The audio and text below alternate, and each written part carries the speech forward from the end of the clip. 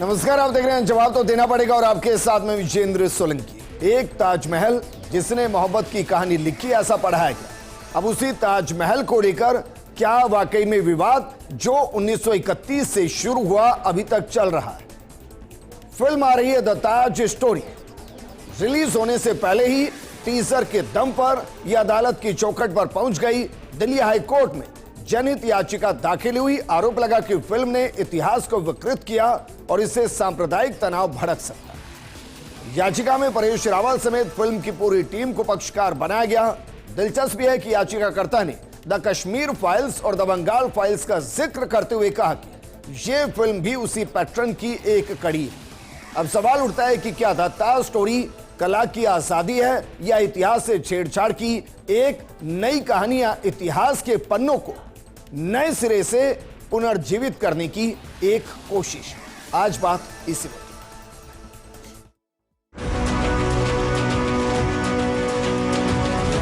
Case करना है। किस पर? शाहजहां पे? कहीं शाहजहां कंफ्यूज तो नहीं थे कि मैं मकबरा बनाऊं कि मंदिर बनाऊं? Taj Mahal is not a symbol of love, it's a symbol of atrocity, symbol of genocide.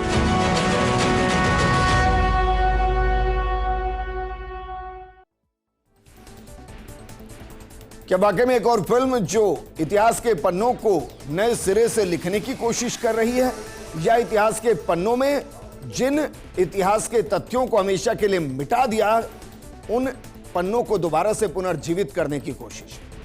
इस मुद्दे पर बात करने के लिए हमारे साथ मौजूद हैं कांग्रेस प्रवक्ता प्रतीक सिंह जी, हमारे साथ इंडिया मिली काउंसिल के सचिव अब्दुल लतीफ आर्को साहब हैं। आर्को साहब, शुरुआत आपके साथ।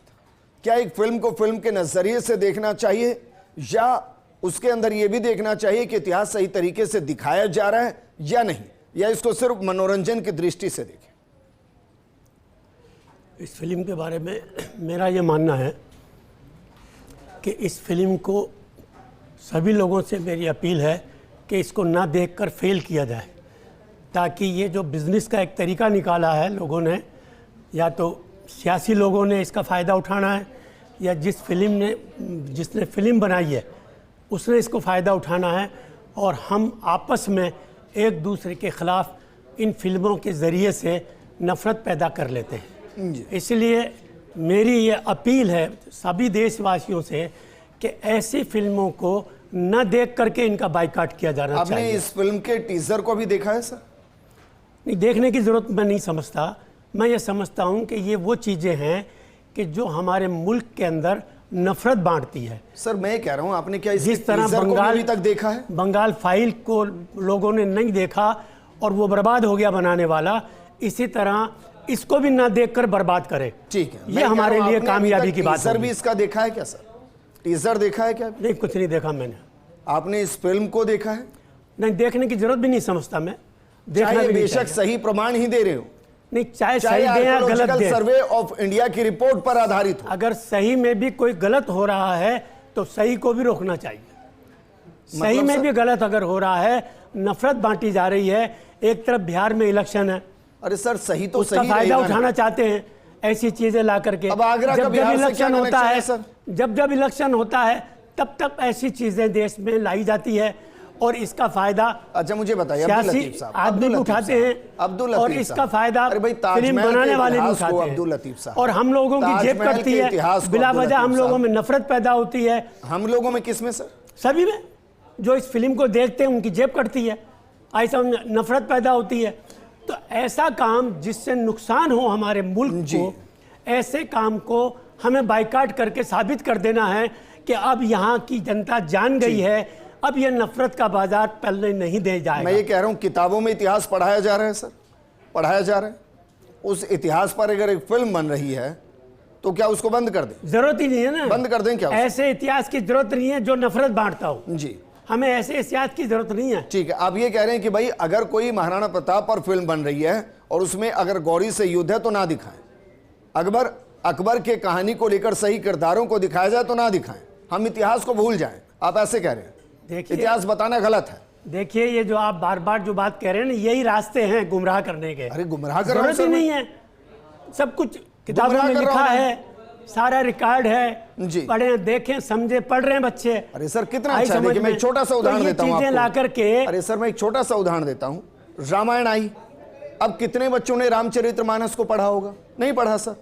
लेकिन बच्चे बच्चे, मैं कह रहा हूं हिंदू और मुसलमान सब, भारत का बच्चा बच्चा रामायण के हर किरदार और कहानी को समझता है। समझता है नहीं समझता? सिर्फ टीवी माध्यम से। पढ़ी तो नहीं होगी, आपने भी नहीं पढ़ी होगी और मैंने भी नहीं पढ़ी है पूरी रामायण, लेकिन हम जानते हैं ना सारी चीजें। तो अगर एक जो फिल्म हम बन रही है जानते जो हैं, हिस्ट्री उसमें से सच्चाई जुड़ी कितनी है, है? उसको क्यों ना देखें? उसमें सच्चाई कितनी है? रामायण लिखने वाले ने लिख दिया एक काल्पनिक है, अब उस ये एक मिनट काल्पनिक सर, को ना तो आप ना छुपा लो यहाँ रुक और जाइए सारी सर। चीजें चलाते अब्दुल रहो। लतीफ साहब यहाँ रुक जाइए। रामायण ना काल्पनिक थी, ना काल्पनिक है और ना कभी होगी। ये भारत का समृद्ध इतिहास है सर, समृद्ध इतिहास है। आसमान से आई है और रामायण जो है जो धरती पे लिखी है, तो पहले तो ये देख लो काल्पनिक आसमान वाली है धरती वाली, पहले तो उसको डिफाइन कर लो आप। अब आप आपकी बात रखो। अरे भाई हम दोनों का ही सम्मान नहीं, करें, मैं नहीं आप करता क्वेश्चन सम्मान, नहीं कर मैं नहीं सकते करता भाई। सम्मान। जब ये जी। हमारे शास्त्रों का सम्मान नहीं करता, काल्पनिक मैं नहीं सम्मान है। करने नहीं बैठा यहाँ पे। चलिए प्रतीक, क्या वाकई में एक फिल्म को आने देना चाहिए, फिर उसका एक विश्लेषण होना चाहिए कि भाई उसमें क्या सही और क्या गलत? अगर वो तथ्यों के साथ फिल्म चल रही है तो वेलकम होना चाहिए फिल्म का, या नहीं होना चाहिए? देखिए निश्चित तौर पे अभी तक तो क्योंकि टीज़र आया है तो टीज़र से तो बहुत ज़्यादा पता नहीं लगता, लेकिन जो थोड़ी बहुत चीज़ें पता लग रही है वो भारत सरकार के खिलाफ है, वो एएसआई के खिलाफ है, वो सुप्रीम कोर्ट के वर्डिक्ट के खिलाफ है, वो इलाहाबाद हाई कोर्ट के भी खिलाफ है, क्योंकि इन 4 अलग अलग संस्थाओं ने अलग अलग समय पे ये बातें बताई है। और मैं कह रहा हूँ पिक्चरों को आना चाहिए, उनकी स्वतंत्रता होनी चाहिए, मूवीज़ को आने देना चाहिए। अब वो जनता तय करेगी कि जनता को वैसी मूवी देखनी है या नहीं देखनी है। आपको याद होगा पिछले दिनों कन्हैया लाल जी के मर्डर पे भी एक ऐसी मूवी बनी थी, क्या हुआ उसका हाल? वो बाद में हिंदुओं को जगाने के चक्कर में हिंदुओं को गाली दे रहे थे उनके प्रोड्यूसर, वो भी हमने देखा था। और ये जो लेकिन अगर ये सुप्रीम कोर्ट के खिलाफ है तो दिल्ली हाई कोर्ट में याचिका खारिज क्यों हुई? मैं आपको सिलसिलेवार बता देता हूँ। मैं नहीं, मोदी दिल्ली हाई कोर्ट में याचिका लगी मैं ना बता रहा हूँ ना, मैं उसने बता रहा खारिज कर दी। हूँ, मैं बता रहा हूँ, मैं सिलसिलेवार बताऊंगा और सिर्फ मोदी सरकार के कार्यकाल की ही बात करूंगा, क्योंकि पिछले सरकार की बात करूंगा तो आप उसको नकार देंगे। मैं इसी सरकार के कार्यकाल की बात करता हूँ। 2015 के अंदर डॉक्टर महेश शर्मा ने लोकसभा में, जो संस्कृति मंत्री थे तत्कालीन, उन्होंने बोला no evidence that Taj Mahal was a Hindu temple, मतलब ताजमहल के मंदिर होने के कोई एविडेंस उपलब्ध नहीं है। ये लोकसभा में बीजेपी के मंत्री डॉक्टर महेश शर्मा ने कहा। उसके बाद में एएसआई ने 2017 के अंदर ये कहा था, the first time ASI tell court Taj Mahal is not a temple but a tomb, उन्होंने बोला कि ये मंदिर नहीं है, ये एक मकबरा है। उसके बाद आ जाता हूँ 2022, supreme court dismisses play on Taj Mahal terms it's publicly interest litigation, उन्होंने बोला ये कोई पीआईएल नहीं है और अगर आपको कुछ पता करना है तो जाकर के एएसआई से पता करिए। किस मकबरे में इसके अलावा गजद्वार से प्रवेश होता है? अच्छा, मैं आपसे अभी मैं उसी पे भी आ रहा था। 2022 के अंदर एएसआई ने 22 जो कमरे की बात करी जाती है उसका एक न्यूज़लेटर जारी किया और उस न्यूज़लेटर के अंदर उन्होंने उसकी सारी तस्वीरें डाली थी और उसके अंदर जो अलग अलग कंस्ट्रक्शन के काम होते हैं उसके अंदर भी उन्होंने बिफोर और आफ्टर ये फोटो डाल रखी है। ठीक है। अब जब भारत सरकार मना कर रहा है, मैं तो भारत में, मुझे नहीं पता कि मंदिर है या नहीं है, ना मुझे नहीं पता, आपको भी नहीं पता, किसी को नहीं पता होगा। ये पता करने का काम या तो भारत सरकार का है या एएसआई का है, और ये दोनों ही मना कर चुके हैं। मैं वही तो कह रहा हूं, अब कैसे इसको मना करेंगे कि भाई बीकानेर के संग्रहालय के अंदर 2 लेटर हैं जो औरंगजेब ने शाहजहां को लिखे हैं, जिसमें कहा गया है कि भाई जो मकबरा है वो जीर्ण शीर्ण हालत में पहुंच गया है। अगर मैं गलत नहीं तो वो मुमताज के पूरे इस ताजमहल के निर्माण की जो बात कही गई है उसके महज 8 से 10 साल बाद का है। इतनी गंदी तो कंस्ट्रक्शन नहीं रही होगी। देखो मैं आपसे लेटर और भी हैं सर, जो कहा गया है कि भाई संगमरमर का पत्थर भेजिए यहाँ से, राजस्थान के एक हिस्से से, और यहाँ से शिल्पकारों को भी भेजिए, वो भी वहां मैच नहीं खाता। मैं आपसे इसके अलावा कितने मैं गिन भी नहीं सकता सर, मैं बता रहा हूं, तो इतिहासकार हैं जिन्होंने अलग अलग ईरा के अंदर उसके बारे में लिखा है। किसके बारे में? ताजमहल को मुमताज से कनेक्ट करते हुए, ताजमहल को मुमताज से कनेक्ट किया। ताजमहल को पहली बार तेजो महालय मंदिर किसने कहा, बता दीजिए। पीएनओ साहब ने कहा। पीएनओ कब आए? आज से 30-40 साल पहले जी, 30-40 साल पहले आए ना। ये इतिहास कितना पुराना है, उससे पहले बता दीजिए किसी ने कहा हो। और भारत अगर है चलिए, गलत नहीं तो बाबरनामा के अंदर मैं आपकी बात शायद 2 नंबर 2007 मैं आपकी बात से 100% इत्तेफाक रखता हूं। भारत सरकार ने मना क्यों कर दिया? अगर जिक्र है भाई, मैं तो किताब की बात करूंगा ना सर, मुझे इससे फर्क नहीं पड़ता कि भारत सरकार क्या कह रही है या आर्कियोलॉजिकल सर्वे ऑफ इंडिया क्या कह रहा है। अगर बाबरनामा में किसी का जिक्र है तो वो शाहजहां तो नहीं बना सकता उसको, मैं आपसे या बना सकता है? नहीं, मैं आपसे पूछ रहा हूं कि भारत मैं ये यही तय तो कौन कह रहा करेगा हूं, भाई? सर, कानून अगर से एक चलेगी किताब- ना अगर एक भाई, फिल्म चीजें है- किताबों से चलेगी या जी। कानून से चलेगी? आप मुझे बता दीजिए। आप भाई, बता किताबों दीजिए से सर। चलेगी, मेरे आप हिसाब से बताइए। तो कानून से चलेगी, कानून से चलेगी ना। तो भारत सरकार और ASI archaeological survey of India ये डिसाइड करेगा ना। अगर मंदिर है तो डिसाइड करिए, नहीं है तो बता चुके हैं कि नहीं है। अमितोष, अगर है तो डिसाइड अमितोष, करिए ना। क्या इस फिल्म सरकार है। क्या फिल्म को इंतजार करना चाहिए? फिल्म का इंतजार करना चाहिए कि भाई पहले फिल्म को आने दिया जाए, फिर ये चेक किया जाए कि इसमें कौन कौन से तथ्यों को किस तरीके से रखा गया है, कितने तथ्य ऐसे हैं जो काल्पनिक हैं, कितने फैब्रिकेटेड हैं और कितने अलग अलग जगह से संदर्भित करके इकट्ठे किए गए और उसके हिसाब से प्रस्तुत किए गए। विजेंद्र भाई बहुत बहुत धन्यवाद। सबसे पहले तो ये तो बिल्कुल सत्य बात है कि पिक्चर आ जाए उसके बाद डिसाइड हो कि भाई वो किस पिक्चर पे। लेकिन परेश रावल ने अपनी एक स्टेटमेंट दिया जिनने कहा कि ये हिस्टोरिकल पर्सपेक्टिव पे बनी हुई है, ना कि धार्मिक आधार पे बनी हुई है। तो मुझे लगता है कि जिस तरह से यहाँ पे नैरेटिव फैलाया जा रहा है कि वो झूठ है, आर्कियोलॉजिकल सर्वे या हिंसा फैलेगी, ये सब प्री प्लान। और अगर हिंसा फैलती है तो उसका बोझ भी इन्हीं लोगों पर आएगा जो नैरेटिव या सेट करके आपके माध्यम से जा रहे हैं। अब दूसरी बात आती है, पिक्चर बने और ना बने, फॉल्स प्रोपेगेंडा हो, इसकी जिम्मेदारी एक ऑलरेडी के अब्बास के अंदर में हो चुकी। केस का नाम है के Raj Kapoor versus Prithviraj versus respondent Laxman son of Kishan Lal Gawai. उसमें कोर्ट ने कहा, going to the basics, freedom of expression is fundamental right. The censor is not the moral trailer setting his own fashions but a statutory grandam policing farm films under Article 19 Subclause 2। मतलब भारत के अंदर में स्वतंत्रता की अभिव्यक्ति की आजादी सिर्फ उन्हीं को ही नहीं है जो गोदरा के ऊपर इस्लामोफोबिया का एक नैरेटिव सेट करे, बल्कि उनके ऊपर भी है जो इतिहासकार को समझते हुए और फिर अपनी पिक्चर की अभिव्यक्ति की आजादी की बात करते हैं। अब दूसरी बात आती है, इन्होंने कहा ऐसा कोई समय नहीं हुआ जहां पर लिखा हो कि ताजमहल तेजोमहल था। मैं आपके उदाहरण से आज यहां लेके बता के जा रहा हूं। पीटर मुर्दी हुए, उन्होंने रिकॉर्ड करा 1632 में, with in year of Mumtaz death. एक साल ही हुआ होगा मुमताज डेथ का। अब इसको लेकर भी मैं कंफर्म नहीं, कोई 29 कह रहा है, कोई 30 हाँ, कह रहा है, ये कोई भी 31 कंफर्म कह रहा है, कोई नहीं है। तो 32 उसके कह पीछे रहा एक रीजन है, कोई 7 विजेंद्र जून भाई। कह रहा है, कोई 17 जून कह रहा है, कोई 15 जून कह रहा उसके है। पीछे एक रीजन है, आप कंफर्म क्यों नहीं? मैं भी नहीं हूं और ये भी नहीं होंगे और ये भी नहीं होंगे। जिस व्यक्ति के हरम में 5000 महिला होगी, उसको ये नहीं पता कि उसकी कौन सी महिला कब हुई और किससे कब शादी हुई और कब कौन मरी। अगर वो मुमताज महल इतनी बड़ी बात हो गई तो उसका क्यों जिक्र नहीं है कि वो कब मरी, कहां मरी, कहां दफनाया और किस समय? कोई उसकी सेरेमनी नहीं हुई। मतलब the records are empty and silence over the death of Mumtaz Mahal, जिसकी फॉल्स प्रोपेगेंडा स्टोरी पूरे देश में बताई जा रही है कि वो प्रेम की कहानी थी। अब दूसरी, शाहजहां कोर्ट क्रॉनिकल, शिल्पकारों को लेकर भी कंफ्यूजन है। बिल्कुल है, जिन्होंने इसको बनाया बिल्कुल है। इसके पहले दिन से कंफ्यूजन है कि भाई कब इसको शुरू किया गया, कब खत्म किया गया, कितना वक्त लगा। 22 साल में अगर खत्म हुआ होता और 22,000 लेबर्स की बात करी गई तो कहां है शाहजहां के बाबरनामा के अंदर में कोर्ट क्रॉनिकल्स में इसका रेफरेंस? कहीं नहीं मिलेगा आपको 22,000 लेबर्स बने। क्यों मुमताज की डेथ के जस्ट पहले बाद में, 1 साल बाद में पीटर मुर्दी लिखते हैं, क्यों इतिहासकारी बताते हैं कि वहां पर जब ताजमहल नहीं था लेकिन वहां गार्डन्स थे जहां पर जिस तरह के फूल पाए गए वो फूल वो थे जो बेल के पत्ते थे जो शिवा के चढ़ते थे। क्यों किसी भी व्यक्ति की जहां पे भी ताजमहल बनाए नीचे के 2 ताजे वो लाल किले लाल पत्थर से बने हुए, पेड़ के वहां पर जितने आप देखेंगे सारी ऊपर का जो है चंद्रमा, वो भी चंद्रमा का सर्वे है। ऑफ इंडिया को नहीं दिखाई दे रही कि वहां धतूरे का पेड़ दिखाई है, दिए, जो ऊपर दिखाई का दिए। गुंबद है, उसके अंदर पहले 8 पंक्तियां हैं, फिर 16 हैं, फिर 32 हैं, फिर 64 हैं। ये बिल्कुल सब है। नहीं दिखाई दे रही कि आर्कियोलॉजिकल लेकिन सर्वे। सेकुलरिज्म खतरे में आ जाएगा ना विजेंद्र भाई। सेकुलरिज्म यही तो है, देश को गुमराह करो, फलस्तीन की छाती ठोको, बाबरी की छाती ठोको, हलाल खिलाओ और ताजमहल को प्रेम मोहब्बत की कहानी बता के ताजमहल को खत्म करके आगरा की शिवा वर्शिप सिटी की पूरी आइडेंटिटी खत्म कर दो। यही कांग्रेस ने किया और यही कांग्रेस के साथ सरकार समर्थन किसकी देने है वाले लोगों अब? ने किया। एक किसकी सरकार है? ठीक है, ठीक है। हमारे साथ इतिहासकार चंद्रशेखर जी भी जुड़ गए हैं। चंद्रशेखर जी, क्योंकि बहुत ज्यादा कंफ्यूजन आज से नहीं है सर, जब से पीएन ओक साहब ने किताब लिखी उसके बाद से ये कंफ्यूजन शुरू हुआ। अब मैं नहीं जानता कि वो एक काल्पनिक किताब है, तथ्यों पर आधारित किताब है, क्योंकि मैंने उसको पढ़ने की कोशिश की तो पढ़ने के दौरान मुझे फैक्ट कम और इमोशंस ज्यादा नजर आए उसमें। आप इतिहासकार हैं सर, बताइए क्या इन चीजों से प्रमाणित होता है कि वो एक मंदिर है कि भाई वहां धतूरे की बेल है, वहां 8, 16, 32, 64 में पंखुड़ियां बनी हुई हैं, बीच में कहा गया था कि गुंबद के बीचों बीच एक लोहे का बेल थी जो नीचे लटकी हुई थी जिससे बूंद बूंद पानी टपकता था। मैं खुद ताजमहल होकर आया हूं। क्या वाकई में सारी चीजें प्रमाणित करती है? और प्रमाणित करती है तो आर्कियोलॉजिकल ऑफ सर्वे इंडिया ये क्यों कहता है कि वो एक मकबरा है, महल नहीं है, वो सॉरी मंदिर नहीं है?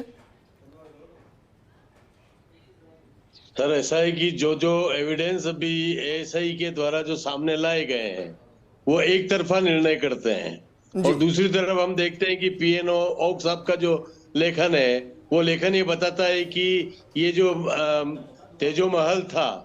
मैं इस पे एक बेसिक बात पे जाना चाहता हूं कि आज मैं एक छोटा सा एग्जांपल दे रहा हूं कि आज कोई मंत्री इस्तीफा देता है जी और उसके पीछे कारण ये होता है कि उसके पार्टी के आला कमान ने कहा कि आप इस्तीफा दे दो क्योंकि आपका भ्रष्टाचारण बहुत ज्यादा बढ़ गया है जी और दूसरे दिन वो अखबार में छपता है, पेपर टीवी की न्यूज बनता है कि साहब मंत्री ने अपनी अंतरात्मा की आवाज पर इस्तीफा दे दिया। ऑन रिकॉर्ड उसका जो रहता है वहां पर जो इस्तीफा पड़ा हुआ होगा वो ऑन रिकॉर्ड ये रहेगा कि अंतरात्मा की आवाज पर ठीक है, इस्तीफा मैं समझ दिया। गया सर, आप इशारा तो क्या- किधर कर रहे हैं।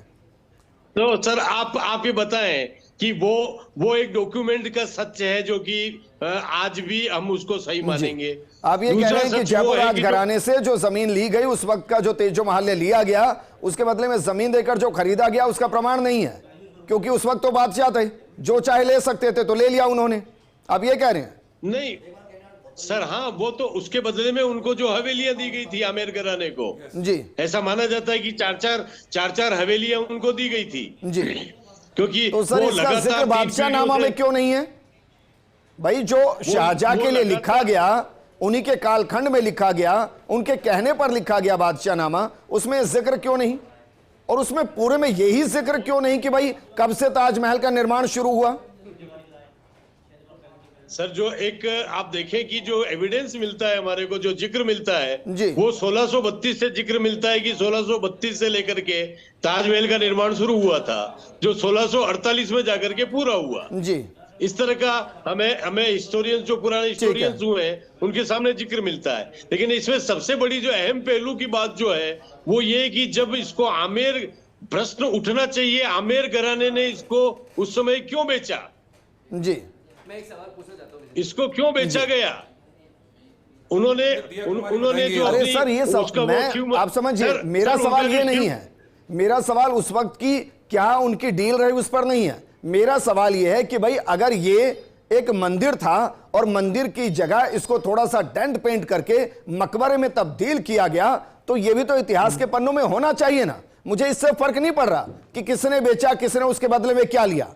मैं सिर्फ ये कह रहा हूं कि अगर ताजमहल के क्रेडिट को खाना है तो डेंट पेंट का क्रेडिट तो किसी को जा सकता है, लेकिन अगर आप इसको जोड़ेंगे तो फिर इसके प्रमाण तो 1100 ईस्वी से कनेक्ट होते हैं सर।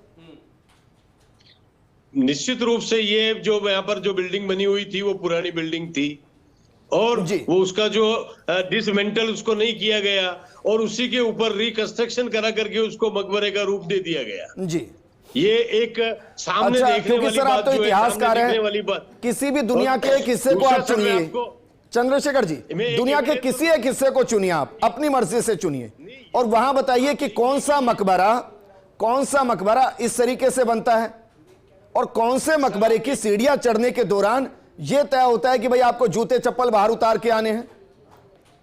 ये सर आप देखिए कि ये पहला ऐसा मकबरा है जी। कि यमुना नदी किसकी नदी है, आप बताएं।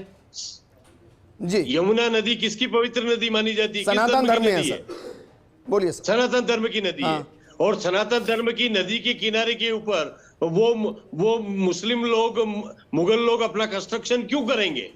नहीं करेंगे। जी क्यों? यहाँ पर निश्चित रूप से कोई सनातनी ही यमुना के किनारे, गंगा के किनारे अपना कंस्ट्रक्शन करेगा। जी ये चीज तो बहुत बहुत बड़ी चीज है जिसको कि माना जाना चाहिए कि ठीक है। यमुना के किनारे जो ठीक। कंस्ट्रक्शन है वो सनातनी कंस्ट्रक्शन है। ठीक है, और वापस उसको मैं बाद आपको में- अब्दुल लतीफ साहब, सर इसको लेकर कोई कंफ्यूजन नहीं है कि भाई अंतिम पन्नों के अंदर जो मिलता है वो बादशाह या कहें कि उस वक्त के मुगल आक्रांता शाहजहां के साथ इसको कनेक्ट किया जाता है। आई एग्री विद इट, लेकिन क्या वाकई में उसने बनाया या नहीं बनाया, सवाल ये है सर। और ये यकीन मानिए इतिहास के कहीं पन्नों में दर्ज नहीं है कि कब शुरू हुआ। ना ये बाबरनामा में जिक्र इसका, बाबरनामा में तो हो ही नहीं सकता जिक्र इसका, क्योंकि अगर ये शाहजहां ने बनाया, शाहजहां के बादशाह नामा में भी इसका जिक्र नहीं है।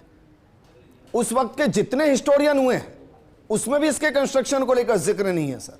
डेंट पेंट को लेकर जरूर है और राजस्थान में 2 जगह प्रमाण है सर इसके, एक जयपुर घराने के पास और दूसरे बीकानेर संग्रहालय के अंदर, जो इसको प्रमाणित भी करते हैं। मैं ये कह रहा हूं कि इससे बहुत फर्क नहीं पड़ता, लेकिन इससे तो फर्क पड़ता है ना कि इतिहास सही तरीके से पब्लिक के बीच में है। देखिए, जब सरकार ने ही इसको मान लिया तो फिर आप हम सरकार ने कहां मान लिया सर? बिना मतलब आपने सुना नहीं भाई? केंद्रीय मंत्री रहे महेश शर्मा जी ने रिपोर्ट- लोकसभा में माना कि नहीं है। जांच हो गई, मंदिर रिपोर्ट नहीं है, आ गई, मंदिर नहीं है। फिर आप हम इसके ऊपर क्यों बहस कर रहे हैं? इंडिया ने भी माना है। ये Yes. सरकार ये का मंदिर नहीं है। फैसला सही फैसला तो होगा या सरकार ने मेरा और क्या माना, आपका सर? फैसला होगा?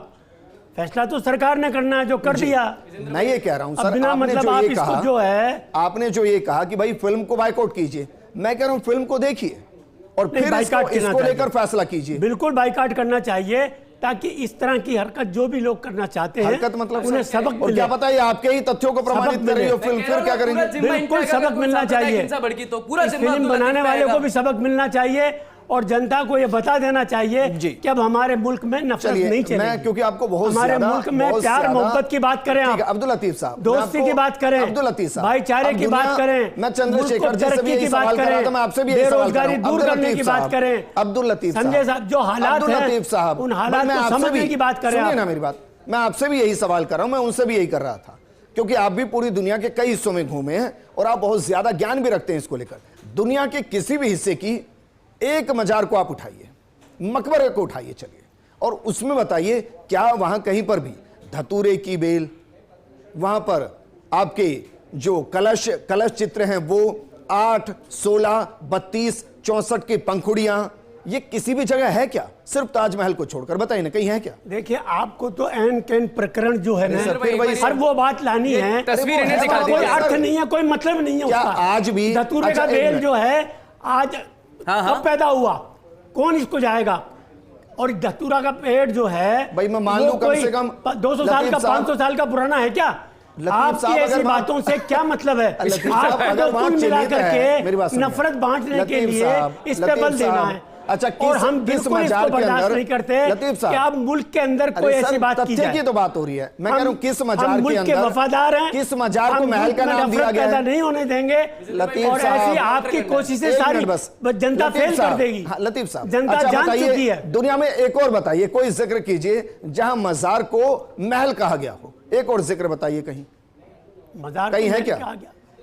भाई ताजमहल है ना, इसको यही तो कहते हैं कि मुमताज का महल, मुमताज के मकबरे का महल, ताज को मकबरे से कनेक्ट करते हैं, तो मकबरा महल कहीं पर है क्या दुनिया में? इन बातों में क्या रखा है? क्यों कमाल आप कर रहे हैं सर। उलझाने की कोशिश कर रहे मैं हैं? उलझा रहा हूं, नफरत चलिए, फैलाई इन बातों में क्या रखते हैं। रखा है? सवाल सर, एक और जब सवाल, वहां एक पर और सवाल, उनकी लतीफ साहब, कब्र है तो एक और- मकबरा हो अच्छा, गया। अंतिम सवाल, मकबरा इसलिए है कि वहां कब्र है, तो महल क्यों है वो? महल था उसमें कब्र। मैं अपने घर का ताजमहल था और मैं उसको अपने फिर घर के अंदर ताजमहल मैं बनाया अपने गया। घर के अंदर अगर निकल महल गई। मैंने महल बनाया बड़ी और मुश्किल मेरी है, कब्र वहां बोलने होगी की तो मजबूरी मकबरा है, बनेगा नहीं समय बनेगा? बहुत है, एक लेकिन मिनट, ये कंटेंट और कम है। interesting ये है। ऐसे लोग के साथ होता अब्दुल है। लतीफ साहब ने एक और इंटरेस्टिंग कहा, उन्होंने कहा कि मैंने पहले महल बनाया फिर मैंने मकबरा बनाया, तो मतलब मुमताज की मौत से पहले महल बन गया, यही कह रहे पहले हैं तो ना? बना ना। इनके कहने से थोड़ी डिसाइड हुआ है, तो आर्कियोलॉजिकल सर्वे ऑफ इंडिया ने डिसाइड किया है ये ना। तो घुमा फिरा आप करके देखिए ऐसी ना। बातें लाएंगे। आप भारत सरकार का देखिए, ऐसी नहीं, बातें दोनों एक लाएंगे, नहीं, आप घुमा एक फिरा हो, के। आप और भारत जिसका कोई सरकार अर्थ एक नहीं हो, नहीं। उनके लिए वो कोई अर्थ चलाते हैं, नहीं। लेकिन इनकी दिक्कत है ये, इनका सेक्युलरिज्म खतरे में आ गया। बेसिक इनका सेक्युलरिज्म बातें खतरे में आ सारी गया। आपका अच्छा, एक और हमेशा सवाल, खतरे में रहता एक है, मिनट, एक मिनट, आपको हमेशा एक मिनट, खतरे में प्रतीक, रहता है। एक मिनट।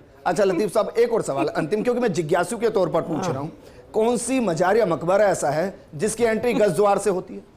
खैर मुझे इन सब बातों से कोई मतलब नहीं है ना, मेरे पास इसका विजेंद्र कोई भाई जवाब मेरे है। को 10 सेकंड चाहिए अब। समझे कि नहीं? जितेंद्र भाई, भारत सरकार से पूछिए इससे ना, क्या हम फर्क कह पड़ने रहे हैं, वाला आप कह रहे है? हैं, चले आप आपकी घुमा बात मान फिरा ली करके मैंने। वही बात लाते हैं, मैं आपसे जलेबी बोल रहा की हूं कि तरह ये बात तो को आप घुमा रहे लॉजिक हैं। हमको समझा क्या रहे हैं, ये मतलब है भारत इससे? सरकार को समझाइए। प्रतीक सवाल इससे यही क्या है भाई। होने वाला है? एक मिनट, हाँ प्रतीक आप भाई घुमा ऐसा ही नहीं। को समझाइए ना, मैं आपके साथ हूं, अमितोष, चलिए अमितोष, समझाइए, अमितोष, हम इसके लिए आंदोलन करते हैं, मैं क्यों नहीं इसको समझा भ्रम रहे कह रहा हूं, मैं खुलकर इसको भ्रम कह रहा हूं, क्योंकि हमारी सरकार मान रही है वहां नहीं है, हमारा आर्कियोलॉजिकल सर्वे ऑफ इंडिया मान रहा है वहां नहीं है। बाकी क्या तो रह गया? अमितोष, मेरा सवाल यह है कि भाई जब इतने जोर शोर से मुद्दे को उठाया जाता है तो सरकार को कहते क्यों नहीं फिर कि आर्कियोलॉजिकल सर्वे ऑफ इंडिया को कहिए दोबारा से एक बार रिसर्च करे?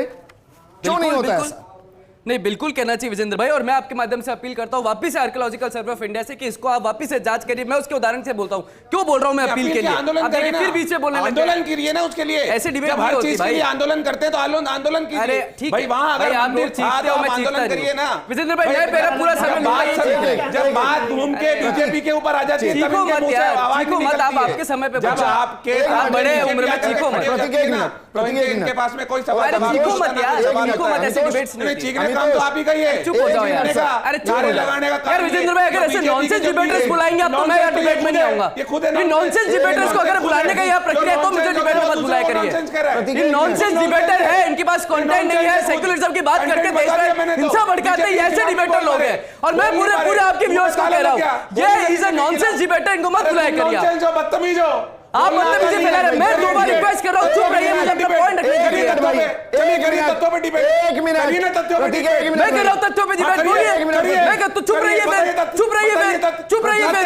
अरे चुप रहिए, तथ्य सुनिए, चुप रहिए, कुछ नहीं है, चुप रहिए।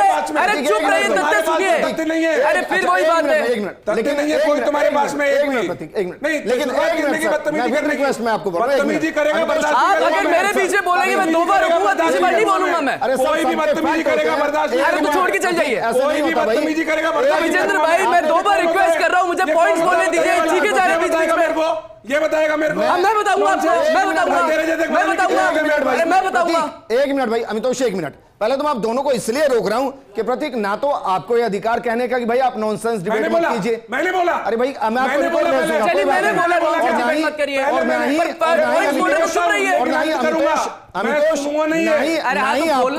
ना ही आपको इस तरीके से डिबेट करने बिल्कुल की ठीक जरूरत। बात है। अब मैं अब मुद्दे पर, ये सवाल क्या है बता रहा हूं मैं। आज कुछ नहीं हो रहा। समझ लो आप। समझ लीजिए, अमितोष क्या है सवाल वैलिड नहीं है अमितोष, कि भाई जब बात आ रही है और इतने जोर शोर से उठाते हैं, तो अगर आपकी नजर में वो तेजो महाल्या है तो इसको लेकर एक देशव्यापी आंदोलन क्यों नहीं होता? होना चाहिए। क्यों वीएचपी नहीं करता है?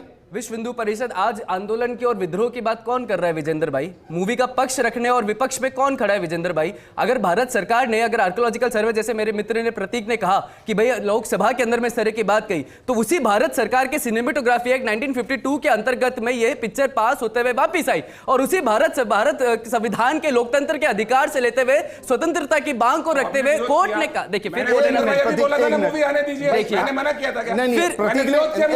प्रतीक ने सपोर्ट किया, लेकिन मेरा सवाल यह अमितोष, अब देश किससे चले? आर्कियोलॉजिकल सर्वे की रिपोर्ट से, लोकसभा के अंदर कहने वाले मंत्री के बयान से, या एक फिल्म से? किससे चले? अब मैं आपको बताता हूं एक और बात। Mister S R. Rao, archaeological superintendent Agra, 1959 के समय पे उनका स्टेटमेंट है, it was only when I began my investigation into the antecedents of the Taj I came across the above information which had regained a forgotten secret. What better proof if needed of the temple origin of the Taj Mahal? ये उसी archaeological survey of India के president का, superintendent का statement है, VN Rao का। और मैं आपके माध्यम से अपील करता हूं हर उस व्यक्ति से और भारत की सरकार से और आर्कियोलॉजिकल सर्वे से कि अगर भारत के लोगों की आस्था ताजमहल में है और ताजमहल में नहीं है, तो जिस तरह से बाबरी ढांचे को गिराया गया और जिस तरह से राम मंदिर बना, ताजमहल भी हटे और ताजमहल वापस से पुनः स्थापित हो। यही भारत की सभ्यता और यही भारत की संस्कृति। अब ये कह रहे हैं 7 वंडर में जो हैं उनमें से एक वंडर को गिरा दिया जाए, यही कह रहे हैं। कोर्ट के आदेश से अगर हटता है तो हटे, कोर्ट के आदेश है। कभी भी हमने नहीं कहा कि जाके और कार सेवा करो, कोर्ट का आदेश है। जिस तरह से राम मंदिर बना, कोर्ट के आदेश से बना, बाबरी गिरी, तो उसके बाद कोर्ट का आदेश है। चंद्रशेखर जी, मुझे प्रोग्राम को क्लोज करना है। मैं जब अपनी जर्नलिज्म की पढ़ाई कर रहा था तो मुझे एक चीज समझाई गई कि जो लिखा गया है वो तो सच है ही, लेकिन जो छुपा दिया गया है लिखते वक्त उस वक्त के इतिहासकारों ने, उसको पढ़ने की कोशिश कीजिए। क्या इस पूरी घटना के अंदर जो छुपा दिया गया है वही महत्वपूर्ण है और उसको खंगालने की कोशिश होनी चाहिए?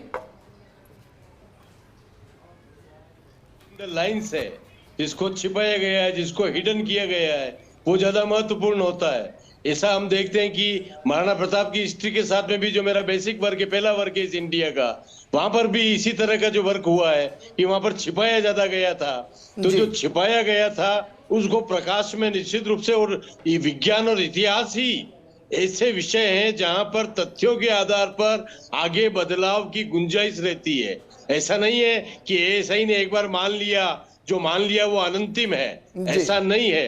क्योंकि तथ्य अगर आते हैं तो तथ्यों के आधार पर इतिहास बदला जाता है। एक लाइन में बताइए, अगर इसको दोबारा से आर्कियोलॉजिकल सर्वे ऑफ इंडिया को दिया जाता है कि भाई एक बार फिर से इसको चेक कीजिए और इसके तथ्यों को एक बार साथ लेकर आइए, तो क्या कांग्रेस इसका विरोध करेगी या समर्थन में? देखिए, एएसआई को जो सर्वे करना है कर चुके हैं, जो करना है वो करे, और करके इस बात को बिल्कुल क्लियर करना चाहिए कि ये इस बात में क्या तथ्य है, वहां मंदिर था या नहीं था। ये एक बार दोबारा, क्योंकि एक बार तो क्लियर कर चुके, दोबारा कर दे क्लियर कि वहां पे मंदिर था या नहीं था, कर दे एक बार। चलिए, शुक्रिया हमारे साथ जुड़ने के लिए। आर्को साहब आपका भी शुक्रिया, चंद्रशेखर जी और अमितोष जी आपका भी शुक्रिया चर्चा में शामिल होने के लिए। अभी तक सिर्फ एक टीजर है, लेकिन समस्या क्या है, इस टीजर के अंदर जो ये दिखाया गया है कि ताजमहल के गुंबद को उठाते हुए उसमें भगवान भोलेनाथ की तस्वीर है। दरअसल यहां से कंट्रोवर्सी शुरू हुई। वो कंट्रोवर्सी इस ताजमहल को तेजो महल्य से जोड़ते हुए, जयपुर राजघराने से जोड़ते हुए 11वीं सदी तक लेकर जाती है।